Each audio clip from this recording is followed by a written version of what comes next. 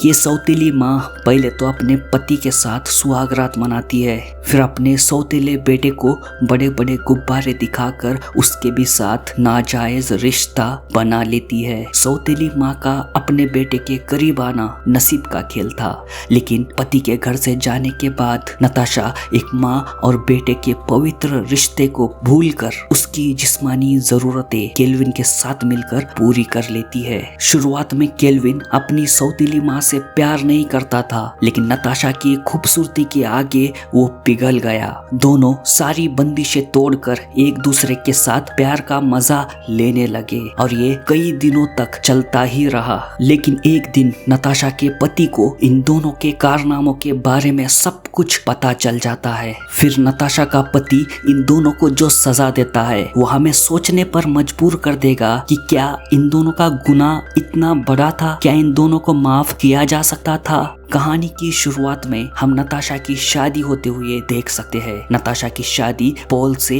हो चुकी है, जबकि नताशा और पॉल के पिछले पार्टनर्स इस दुनिया में अब नहीं रहे। शादी हो जाने से पॉल बहुत खुश है, क्योंकि उसके पास इस टाउन की सबसे खूबसूरत पत्नी है और वो नताशा को उसके घर ले जा रहा है। यहाँ पर हम नताशा की बेटी सैंटिना को देखते हैं। शादी की खुशी में पॉल ने एक पार्टी रखी होती है, लेकिन यहाँ पर आई औरतें नताशा से जल रही होती है। उसकी खूबसूरती को लेकर ये बोल रही होती है कि नताशा दिखने में जितनी अच्छी है, क्या वो पलंग पर भी इतनी अच्छी होगी। इधर गांव के मर्द लोग सोच रहे थे कि काश हमारे पास भी नताशा जैसी खूबसूरत पत्नी होती तो हम भी उसका मजा ले पाते। इसके बाद फैमिली फोटो के लिए पॉल अपने बेटे केल्विन को बुलाता है, लेकिन केल्विन की शक्ल देखकर साफ साफ पता चल रहा था कि केल्विन इस शादी से बिल्कुल भी खुश नहीं है। अब रात में नताशा और पॉल कमरे में आ जाते हैं और उनकी सुहाग रात के लिए दोनों भी तैयार हो रहे होते हैं। पॉल के अंदर दबी सारी चाय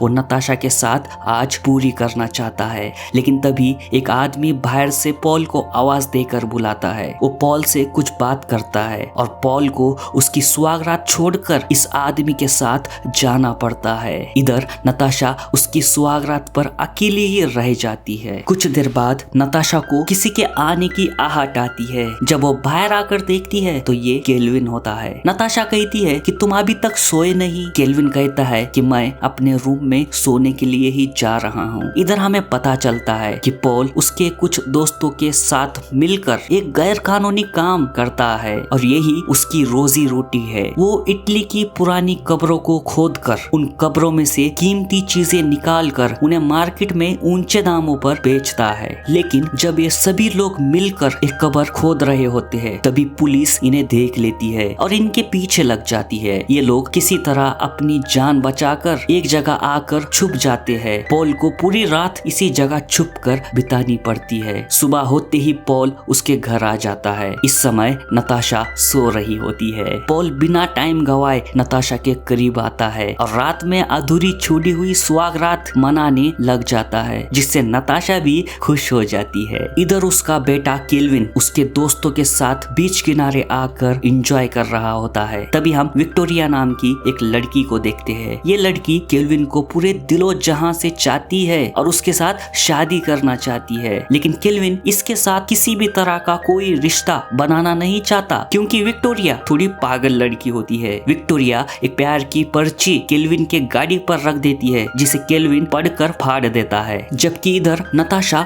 हनीमून मनाने के लिए पेरिस जा रही है, जिसे लेकर वो तैयारी कर रही होती है और वो काफी ज्यादा खुश भी होती है। लेकिन गांव के लोग नताशा और पॉल के बारे में तरह तरह की बातें बना रहे होते हैं कि जिंदगी का असली मजा तो पॉल ले रहा है। पॉल को बिस्तर गर्म करने में कितना मजा आ रहा होगा। दोनों एक दूसरे को शांत करने में ही लगे होंगे और शायद दोपहर में भी वो इसी काम में लगे हो। काश हम भी पॉल की जगह होते। इनकी सारी बातें केल्विन सुन लेता है और उसे ये बिल्कुल भी अच्छा नहीं लगता। उसे लगता है कि उसकी फैमिली इस टाउन में बस एक मजाक बनकर रह गई है। कुछ दिन बीत जाने पर नताशा और पॉल हनीमून के मजे लेकर उनके टाउन आ जाते हैं, जहां उनके स्वागत के लिए पॉल की बहन फर्नांडा और नताशा की बेटी आई होते हैं। लेकिन केल्विन यहाँ नहीं आया होता और ये बात पॉल नोटिस कर लेता है। और एक दिन पॉल केल्विन को उसके पास बुलाता है और कहता है कि इस सामान को ट्रक में रखने में मेरी मदद करो। लेकिन जैसे ही केल्विन काम पूरा कर देता है, पॉल कहता है कि इन बॉक्सेस को निकाल कर पीछे बड़े बॉक्स रखो और छोटे बॉक्स उसके सामने रखो। केल्विन गुस्से में आकर कहता है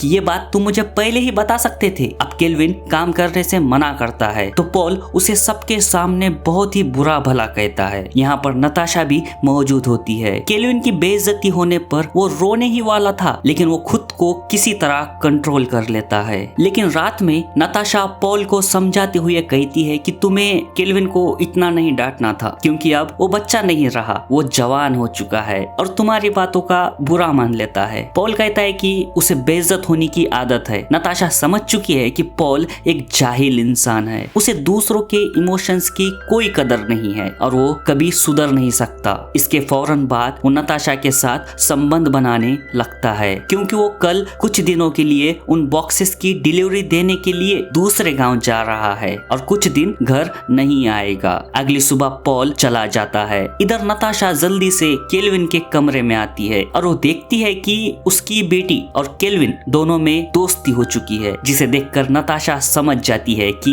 इन दोनों के बीच सौतेले जैसा कुछ नहीं रहा, जिससे वो काफी खुश हो जाती है। कुछ ही दिन बीते होते हैं कि पॉल वापस उसके घर आ जाता है और रात में नताशा और उसकी बेटी को एक पार्टी में लेकर आता है, जहां एक लड़की गाना गा रही होती है। पॉल ध्यान से गाना सुन रहा होता है, जबकि पार्टी में आए ये लड़के नताशा के बड़े बड़े गुब्बारे देखकर गर्म हो रहे होते हैं। वो संतरे देखकर उनकी आंखें सेक रहे होते हैं, तो वेटर भी खुद को रोक नहीं पाता, वो भी देखकर ही मजा ले लेता है। नताशा का ध्यान इन लड़कों पर नहीं जाता। खैर अगली सुबह हम देखते हैं कि नताशा और केल्विन एक पेड़ के नीचे बैठकर प्यार, मोहब्बत, रोमांस की बातें कर रहे होते हैं। धीरे धीरे केल्विन नताशा को पसंद करने लगा है और शायद से नताशा भी केल्विन को चाहने लगी है। तभी यहाँ पर पॉल आ जाता है, उसके साथ सैंटिना भी होती है। पॉल हवस भरी बातें करने लगता है। नताशा उसे रोकते हुए कहती है कि बच्ची के सामने तुम ऐसी बातें कैसे कर सकते हो। इतना बोलकर नताशा यहाँ से जाने लगती है। अब रात में एक कवर में से बहुत ही कीमती चीज पॉल के हाथ लगती है। ये चीज इतनी नायाब थी कि इसकी कीमत मार्केट में लाखों में है। खुश होकर पॉल ये बात नताशा को बताता है। नताशा ये बात पॉल की बहन फर्नांडा को बता देती है और धीरे धीरे ये बात आग की तरह पूरे टाउन में फैल जाती है। पॉल नताशा से कहता है कि तुम इतनी जाहिल कैसे हो सकती हो, तुम्हारी वजह से पूरे गांव वालों को ये बात पता चल गई, तुम एक नंबर की गवार हो। तभी केल्विन नताशा का बचाव करते हुए कहता है कि गांव के लोगों को पहले ही पता है कि आप एक गैर कानूनी काम करते हैं, इसमें नताशा की कोई गलती नहीं है। इस बात को लेकर दोनों के बीच बहस होने लगती है। केल्विन उठकर यहाँ से चला जाता है। रात में नताशा एक बॉटल लेकर पॉल के करीब आती है और उससे कहती है कि इस बार तुम केल्विन को अपने साथ डिलीवरी पर लेकर जाओ, उसे काम सिखाओ, तभी वो आगे बढ़ पाएगा। पॉल कहता है कि तुम ठीक बोल रही हो, लेकिन कल जिस चीज की मैं डिलीवरी देने जा रहा हूँ वो बहुत ही कीमती चीज है और इस बार पकड़े जाने का बहुत खतरा है। मैं केल्विन को किसी भी खतरे में नहीं डाल सकता, उसे मैं फिर कभी लेकर जाऊंगा। अब हम देखते हैं कि पॉल के जाने के बाद नताशा और केल्विन दोनों के बीच काफी अच्छी अंडरस्टैंडिंग बन रही है। दोनों को भी एक दूसरे के साथ रहना अच्छा लगने लगा है। शायद नताशा भी अब केल्विन को प्यार करने लगी है। नताशा की जिंदगी में अभी अभी खुशियां आई होती है कि तभी उसे पता चलता है कि पॉल को पुलिस ने गिरफ्तार कर लिया है। ये सुनकर नताशा जल्दी से पॉल से मिलने आ जाती है, लेकिन पॉल कहता है कि तुम टेंशन मत लो नताशा, मैं जल्दी ही बाहर आ जाऊंगा, सब कुछ ठीक हो जाएगा। नताशा ऐसे चुप नहीं बैठ सकती, इसीलिए वो बड़े बड़े पॉलिटिशियन से मिलने का ट्राई करती है, लेकिन इससे उसे कुछ भी फायदा नहीं होता। अब ऐसे ही कुछ दिन बीत जाते हैं। एक दिन केल्विन किचन में उसकी आंखें धो रहा होता है, तभी किचन में नताशा आ जाती है और कहती है कि क्या मैं तुम्हारी कुछ मदद कर सकती हूँ। और नताशा केल्विन के पास जाकर उसकी आंखों से कचरा निकालने लगती है। तभी नताशा इतना करीब आ जाती है कि दोनों का भी मूड बनने लगता है। केल्विन नताशा को किस कर देता है। नताशा भी खुद को रोक नहीं पाती और वो भी माहौल गर्म करने लगती है क्योंकि उसे कई दिनों से प्यार नहीं मिला। लेकिन नताशा कुछ ही देर बाद रुक जाती है और खुद को केल्विन से दूर कर देती है क्योंकि वो जानती है ये सब गलत है। फिर वो जल्दी से यहाँ से चली जाती है। इस घटना ने केल्विन पर एक गहरी छाप छोड़ दी और अब उसने नताशा का मजा चख लिया है। उसे किसी भी कीमत पर नताशा चाहिए क्योंकि उसके अंदर अब एक ज्वालामुखी जल रहा है। उसके अंदर कई सारी ऐसी चाय जाग चुकी है जिसे सिर्फ नताशा शांत कर सकती है। वो नताशा के आगे पीछे मंडराने लगता है। उसे एक मौका चाहिए, लेकिन नताशा को ये बात पता है कि केल्विन उसका सौतेला बेटा है। उसके करीब जाना मतलब एक नाजायज रिश्ते को जन्म देना। एक टाइम ऐसा भी आता है जब नताशा काफी समझाने की कोशिश करती है कि केल्विन ये गलत है, हमें ऐसा नहीं करना चाहिए, हमें ये सब बंद कर देना चाहिए। लेकिन केल्विन कुछ भी समझने की हालत में नहीं था और ना चाहते हुए नताशा को एक तमाचा केल्विन को मारना पड़ता है जिससे केल्विन का दिल टूट जाता है। रात में वो शराब पीकर घर आ जाता है। वो खुद को संभाल भी नहीं पा रहा होता। नताशा केल्विन को ऐसे देखकर काफी परेशान हो जाती है। नताशा जल्दी से केल्विन के कमरे में आकर उसके पलंग पर सो जाती है और केल्विन को इजाजत दे देती है कि केल्विन उसके साथ संबंध बना सकता है। फिर दोनों मिलकर ऐसा जोश दिखाते हैं कि कोई भी इन्हें रोक नहीं पाता। फिर हम देखते हैं कि दोनों एक दिन में कई बार एक दूसरे के करीब आने लगे, एक दूसरे को शांत करने लगे। लेकिन एक दिन जब केल्विन नताशा का पानी निकाल रहा होता है तभी इन्हें साइड के रूम से कुछ आवाज आती है। जब केल्विन जाकर देखता है तो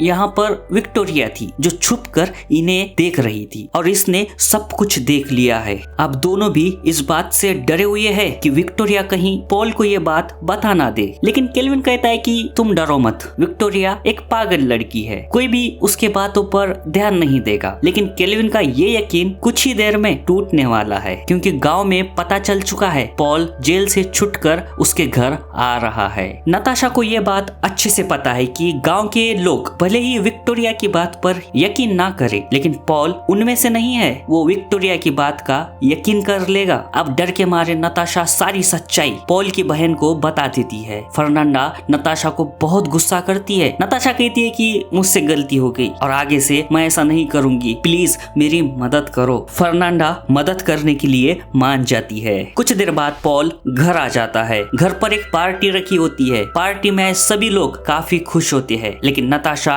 केल्विन और फर्नांडा इन तीनों की फटी पड़ी होती है। पार्टी से निकलकर पॉल बीच किनारे हल्का होने के लिए चला आता है। यहाँ पर विक्टोरिया भी आई होती है। देखते ही देखते विक्टोरिया पॉल को सब कुछ बता देती है। ये जानने के बाद पॉल वापस पार्टी में आता है और एक आदमी संग डांस करने लगता है। वो नताशा के मुंह पर उसका जैकेट फेंक कर मारता है जिससे नताशा समझ जाती है कि पॉल उसके बारे में सब कुछ जान चुका है। फर्नांडा भी डरी हुई है लेकिन वो नताशा से कुछ नहीं कहता और इसके कुछ साल बाद हम देखते हैं कि केल्विन की शादी एक लड़की से हो रही है लेकिन पॉल उसकी पत्नी से खुश नहीं है और ये बात नताशा भी जानती है। पॉल आज भी उसे जो धोखा नताशा से मिला है उसे वो भूल नहीं पाया और पॉल का नताशा से कुछ नहीं कहना, उसका चुप रहना ही नताशा की सबसे बड़ी सजा बन चुकी है। फिर एक फैमिली फोटो ली जाती है और इसी के साथ ये कहानी यहीं पर समाप्त होती है।